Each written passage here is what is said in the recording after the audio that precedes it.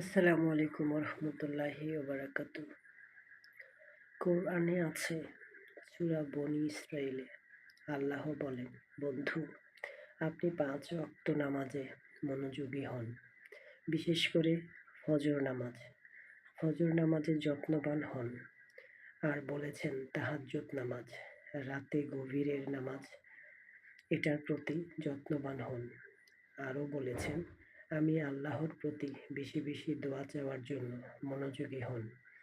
এই 3 আমলে যখন ইমানদাররা মনোযোগী হবেন, আল্লাহ তাদেরকে উত্তম পুরস্কার দান করবেন ইনশাল্লাহ।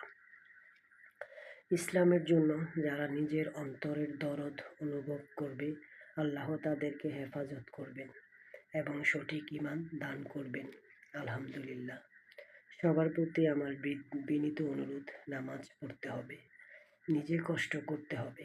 আল্লাহ বলেন, আমার সেই বান্দাগুলো আলাদা যারা নামাজ পড়ে, যারা সর্বদা নামাজ আদায় করে, 5 ওয়াক্ত নামাজ।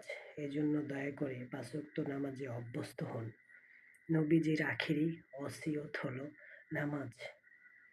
আমার দিল বলে, আমার মন বলে, যিনি 5 ওয়াক্ত নামাজ জামাতের সাথে আদায় করে, তাহলে তার জন্য জান্নাতে যাওয়ার কোনো বাধা থাকবে না ইনশাল্লাহ। প্রিয় বন্ধু, ইসলামের জন্য যদি কিছু মনে পড়ে, আখেরাতের জন্য যদি কিছু মনে পড়ে, তাহলে সিজদা দিতে হবে।